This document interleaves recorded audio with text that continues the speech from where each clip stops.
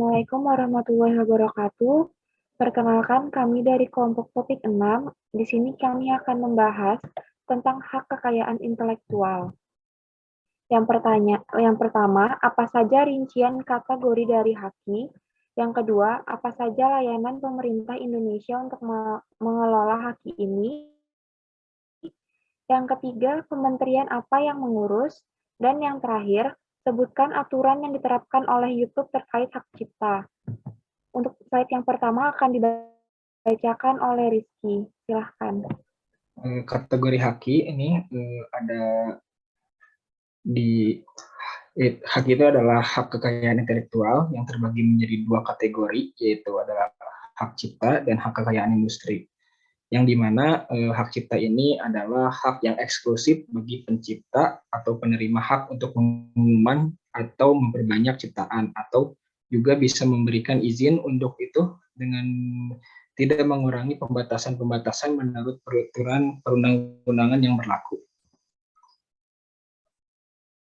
Nah, hak kekayaan industri adalah hak eksklusif yang dimiliki seseorang untuk melakukan pendaftaran sehingga memungkinkan pemiliknya untuk melindungi produk, tanda investasi, desain, dan sejenisnya secara hukum. Hak eksklusif tersebut memberikan pemegang hak untuk mencegah orang lain menggunakan tanda, invensi, atau desain yang dilindungi. Namun, pemegang hak eksklusif dapat memberikan lisensi untuk penggunaan aset yang dimiliki dan memperoleh sejumlah royalti sebagai imbalannya. Nah, tujuan dari penerapan HAKI ini yang pertama adalah antisipasi kemungkinan melanggar hak HAKI milik pihak lain. Yang kedua adalah meningkatkan daya kompetensi dan pangsa pasar dalam komersial kekayaan intelektual ketika dapat dijadikan sebagai bahan pertimbangan dalam menentukan strategi penelitian, usaha, dan industri di Indonesia. Dari saya, terima kasih. Untuk selanjutnya, dijelaskan oleh Ulfa. Silahkan. Nah, sedangkan hak kekayaan industri itu ada terdiri dari hak paten, merek, desain industri, desain tata letak sirkuit terpadu, rahasia dagang, dan varietas tanaman. Hak paten itu hak yang diberikan oleh negara kepada investor atas hasil investasinya di bidang teknologi yang untuk selama waktu tertentu melaksanakan sendiri investasinya tersebut atau memberikan persetujuannya kepada pihak lain untuk melaksanakannya. Yang kedua ada hak atas merek, itu hak khusus yang diberikan kepada negara, yang diberikan negara kepada pemilik merek itu yang terdaftar dalam daftar umum merek untuk jangka waktu tertentu. Terus menggunakan sendiri merek tersebut memberi izin kepada seseorang atau beberapa orang secara bersama-sama atau badan hukum untuk menggunakannya. Yang ketiga ada hak desain industri. Hak desain industri itu suatu kreasi tentang bentuk, konfigurasi, atau komposisi garis atau gabungan daripadanya untuk berbentuk 3 dimensi atau 2 dimensi yang memberikan kesan estetis. Terus ada sirkuit terpadu, maksudnya itu suatu produk dalam bentuk jadi atau setengah jadi yang di dalamnya itu terdapat elemen dan sekurang-kurangnya satu dari elemen tersebut adalah elemen aktif yang sebagian atau seluruhnya saling berkaitan serta dibentuk secara terpadu. Terus ada hak rahasia dagang, maksudnya itu informasi yang tidak diketahui oleh umum di bidang teknologi atau bisnis mempunyai nilai ekonomi karena berguna dalam kegiatan usaha dan dijaga kerahasiaan pemiliknya oleh rahasia dagang. Terus yang selanjutnya ada hak indikasi geografis, maksudnya itu dilindungi sebagai suatu tanda yang menunjukkan daerah asal suatu barang yang karena faktor lingkungan geografis termasuk faktor alam, manusia, atau kombinasi dari kedua faktor itu. Selanjutnya, di Indonesia apresiasi terhadap hak kekayaan industri ini masih sangat rendah, sehingga terkadang masih ada yang menganggap hak kekayaan intelektual ini nggak dibutuhin, padahal kenyataannya hak kekayaan intelektual ini berguna untuk pengusaha, untuk melindungi pengusaha dari kemungkinan untuk mempersiapkan produknya.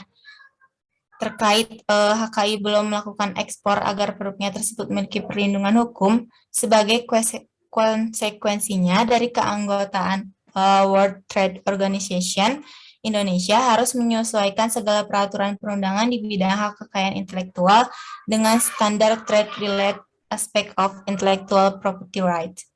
Salah satu bukti bahwa Indonesia memberikan perhatian serius untuk melindungi hak atas kekayaan intelektual ini, maka Indonesia memiliki instansi yang berwenang mengelola hak kekayaan intelektual, yaitu Direktorat Jenderal Hak Kekayaan Intelektual. Sekian dari saya. Selanjutnya dilanjutkan oleh Fatma, silahkan.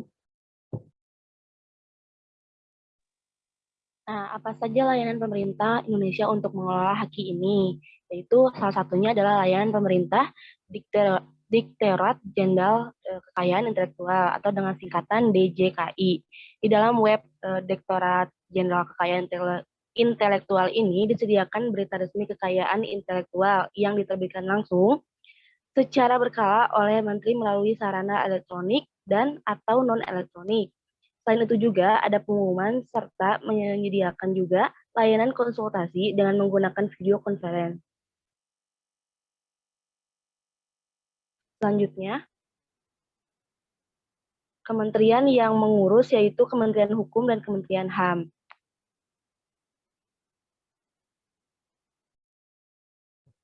Selanjutnya dilanjutkan oleh Farhan. DJKI itu Direktorat Jenderal Kekayaan Intelektual. Direktorat Jenderal Kekayaan Intelektual adalah sebuah unsur pelaksana Kementerian Hukum dan Hak Asasi Manusia yang mempunyai tugas menyelenggarakan perumusan dan pelaksanaan kebijakan di bidang kekayaan intelektual sesuai dengan ketentuan peraturan perundang-undangan. Direktorat Pengelolaan Kekayaan Intelektual mempunyai tugas melaksanakan penyiapan, perumusan, dan koordinasi kebijakan, fasilitasi, pemantauan, evaluasi, dan pelaporan di bidang pengelolaan kekayaan intelektual, penyiapan pemberian izin tertulis kegiatan penelitian dan pengembangan oleh perguruan tinggi asing, lembaga penelitian dan pengembangan asing, badan usaha asing, dan orang asing di wilayah Negara Kesatuan Republik Indonesia, serta penyiapan pemberian izin tertulis kegiatan penelitian dan pengembangan terapan ilmu pengetahuan dan teknologi yang berisiko tinggi dan berbahaya sesuai dengan ketentuan peraturan perundang-undangan. Selanjutnya yang terakhir dilanjutkan oleh Abdul Aziz, silakan. Selanjutnya 4, yaitu sebutkan aturan yang diterapkan oleh YouTube terkait hak cipta.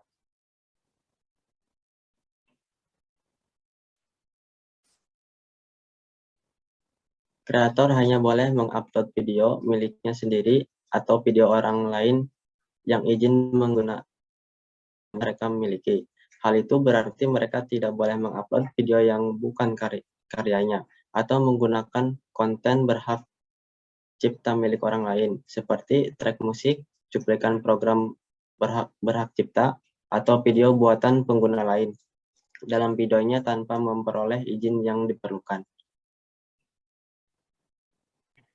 Cukup sekian dari kelompok kami, kurang lebihnya mohon maaf. Wassalamualaikum warahmatullahi wabarakatuh.